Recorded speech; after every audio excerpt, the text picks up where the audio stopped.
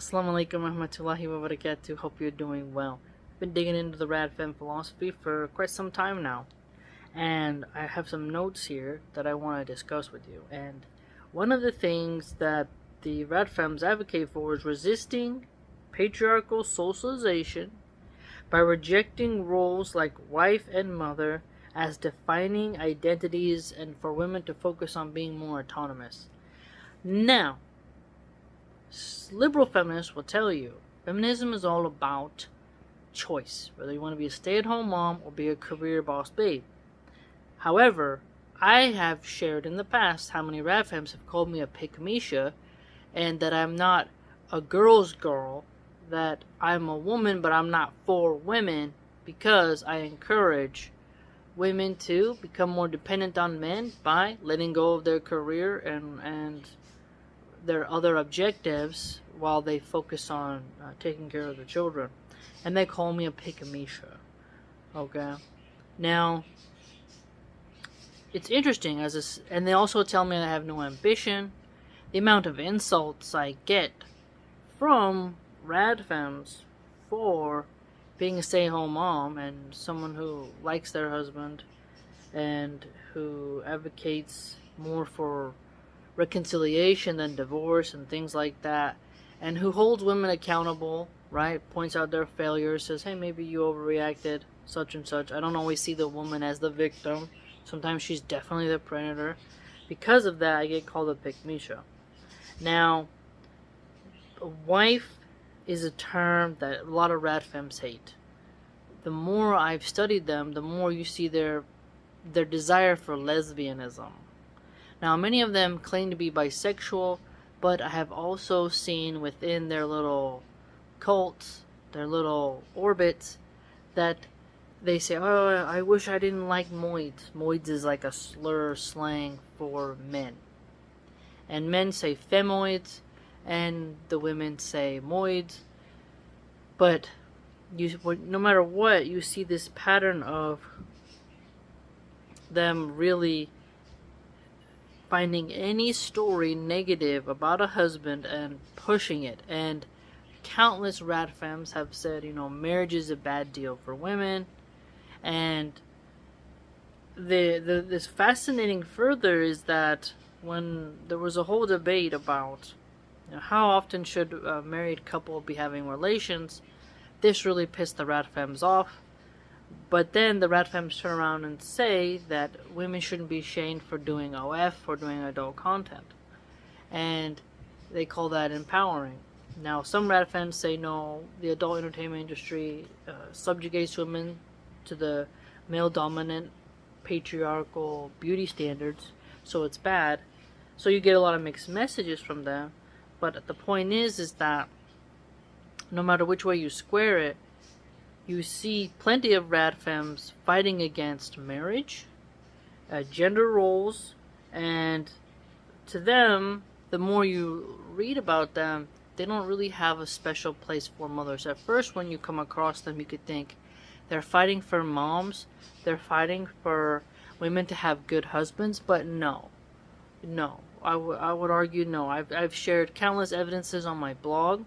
You should join it, and because a lot of the thought leaders within the RadFem American movement, they are open lesbians, okay? They are claim to be bisexuals, but they also, some of them are bitterly divorced. And this is important for heterosexual women who want to stay married for as long as possible. It's important for you to know who you're talking to. If I'm talking to a doctor who's failed at a lot of things, maybe I'm going to go get a second opinion from another doctor, right? If someone is a mechanic, but each car that they repair fails and it doesn't last, I'm going to go seek out a better mechanic. So when it comes to relationships, it's better to seek out someone who's been married for a long time, can give you raw, unfiltered advice that doesn't cater to your feelings, but that is just concise, raw, astute, and accurate, that you can actually work with despite your feelings, Women, for example, like when it comes to the role of a wife, We know, historically, men on average don't want a big fat wife. You have to lose weight, and that's important, okay? It just is. So, women, they'll say, you look beautiful the way you are. Like, they love to lie to each other. That doesn't help someone. But if you have a real friend who says, you could lose 15 pounds. You could go work out here, I'll watch the baby. Or like, helping your friend with her diet goals is important versus, the body acceptance movement, which makes wives fatter, which makes their relationship worse. When you read about how men hate having a fat wife, you're like, okay, clearly we have the evidence that many men don't like having a fat wife. They really want someone to be trim. A RadFem will say this is a beauty standard that is oppressive, and it's not something that a woman should submit to, and she should reject and rebel against patriarchal beauty standards. And patriarchal beauty standards usually relate to heterosexual norms. What a heterosexual testosterone male desires in a female partner, right? RadFems want to reject that, and that then confuses a lot of wives on what they can do to get a man, keep a man, and maintain that romance and bond, okay? Now, this pernicious angle of, like, okay, reject the role of mother as an identifying term, is because a lot of RadFems don't see being a stay-at-home mom as anything really special. To them, title worship, credentialism, status, masculine things, that's what they want. They want to be the woman to break a record, to do the first thing for the first time. They're really into that because they have this pain in them of inferiority, because they've seen some men say, like, women can't do this, women can't do that, small brain this, small brain that, and so their crusade is proving those stereotypes and assertions wrong at the expense of their own mental health. And on their journey to do such a thing, they insult mothers along the way. Because when you see someone who's comfortable where they're at, and you want to go over this way, you're like, well, why aren't you coming with me on this long journey? Why are you here? And when someone's comfortable saying, no, I'm fine with my children, you go on ahead. Go get 7 PhDs or whatever the heck, and go get that corner office. I'm fine here with my children, and I'm going to make cookies, and tonight's empanadas. They get that sort of, like, there's this weird uncomfortableness that women get. And it's like, okay, some women, though, they feel like, you're judging me, or, you don't see me as important. There's this war with the working mom and the stay-at-home mom. And, part-time working women, it's a little different because no max, like, okay, how do you put it? 3 days, 20 hours a week. In some rinky-dink job, man. And their kids are with their father or grandma or grandpa or something like that. No big deal. And the kids are in public school, that's different.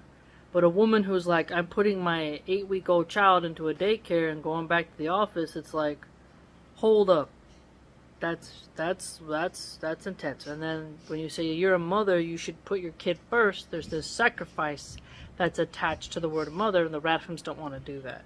RadFems are actually really deeply selfish, and a lot of them are really into abortion, and they think babies are a clump of cells unless the mother wants it. It's fascinating. Some of them advocate for surrogacy, others no.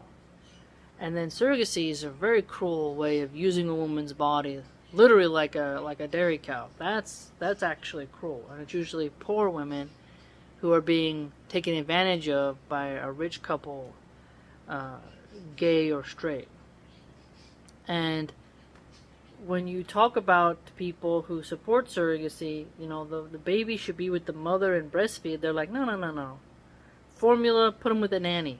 They cut out that special spiritual existence of a mom, okay, and they replace it with a hired employee and some powder stuff that comes from a can. They think that's fine. They dilute the word of mother. They don't see it as something special. A lot of them have pains with their own mothers, so they haven't really healed from that trauma. They don't want to be better mothers. Some of them are very anti-natalist as well. So it's important for Muslim women and other countries, and then reverts in America, for us to always have that remembrance of these RadFems are often traumatized individuals who are bitter, and they don't really respect the term mother, and they see the word mother as something degrading and confining and conditional, and they don't want to rise to those conditions. They want to make their own pathways. So to them, ditching the kid at work, I mean at a daycare so they can go to work, it's no big deal, because to them, work is more important than the child. Her glorification is more important than the spiritual bond between her and her baby.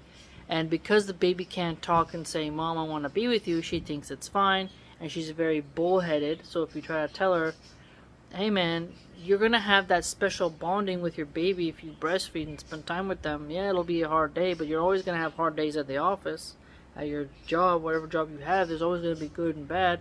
Why not take a break from that and spend time with your kid? You have a different connection. Feeding a baby a bottle, like when I pump milk and I give him an extra easy meal, I give it to him, we're having that moment, but it's way different than when he latches and his little hand is on my breast and you hear the sounds and there's that skin to skin in your body afterwards. When your breasts are empty, there's like a like if you, when you work out and then you sit down, there's like that refreshing stillness. It's sort of like that. It's way different. It's way more togetherness. Like it's like a special connection. It's fascinating for moms who have done it, and they've talked about it. I even saw a post where a woman had her baby laid down, then they had a bottle holder. She put the baby and then put the bottle holder with the bottle to feed the baby. She was so lazy to even hold her baby to feed it that she used something to hold the bottle, which is quite dangerous because you can't tell. The baby was not really able to move very well when they're full. When your baby latches, they can let go and calmly let go and relax and fall asleep, and you burp them. But when you're walking around and you're just leaving your baby there to be fed by the bottle and then a holder, it's like the disconnection, that she don't even have the patience, and she doesn't want to sacrifice even a minute of her time even to feed her baby.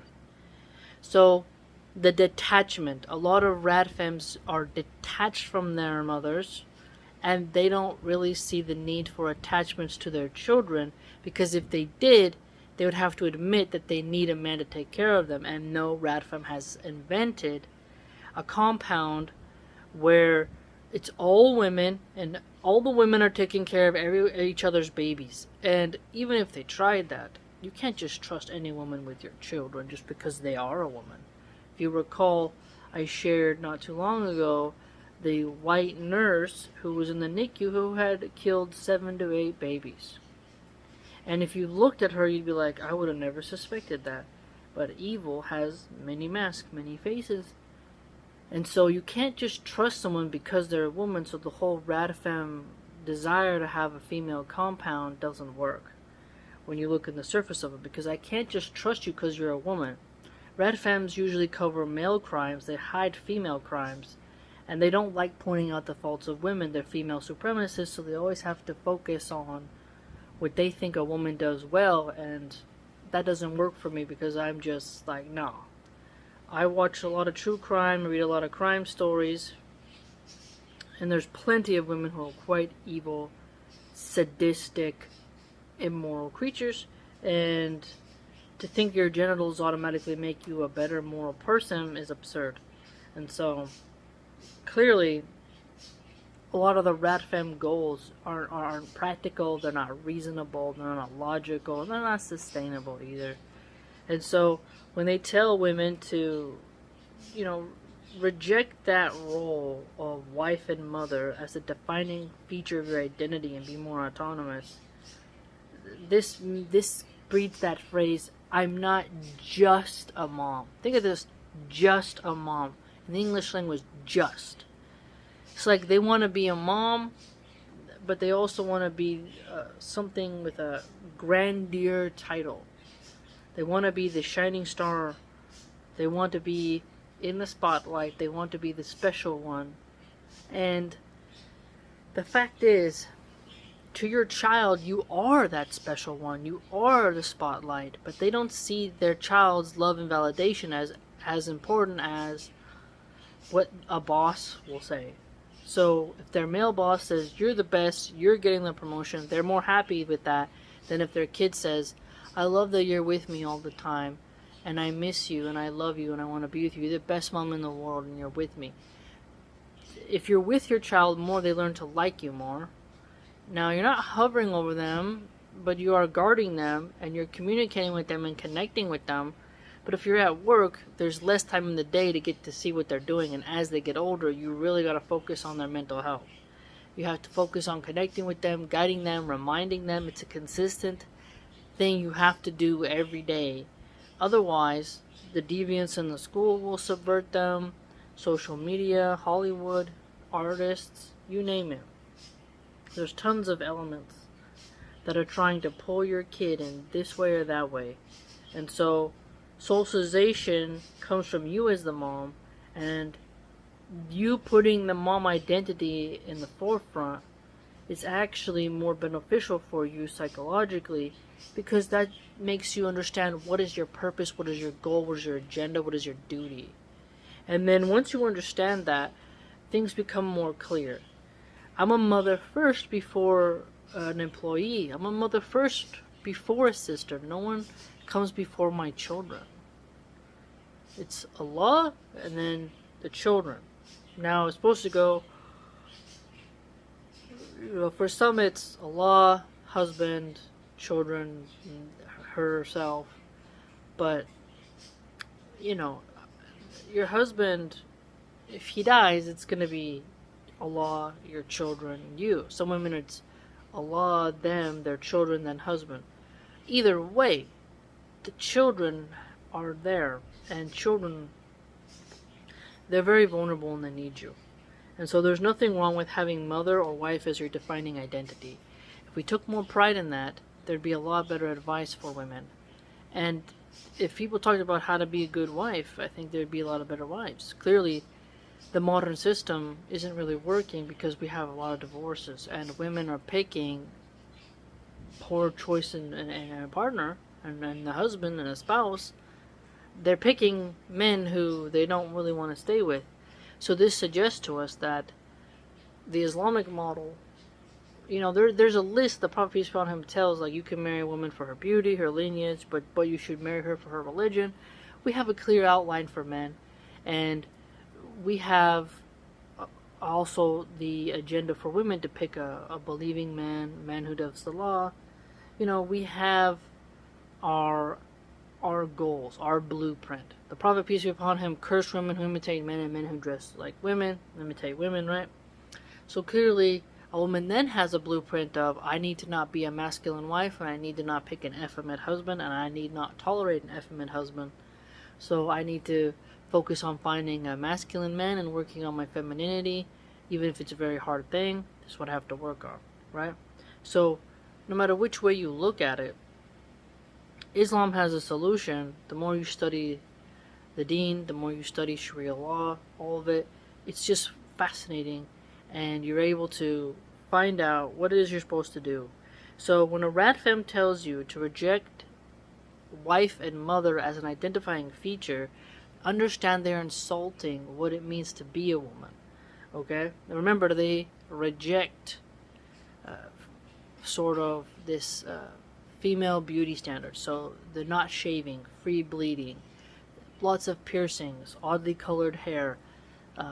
Some say don't wear makeup, but others say, have bombastic makeup. So very winged eyeliner, very long spidery claw eyelashes, throat tattoos, long dinosaur claws, lots of attitude. This is how they express themselves.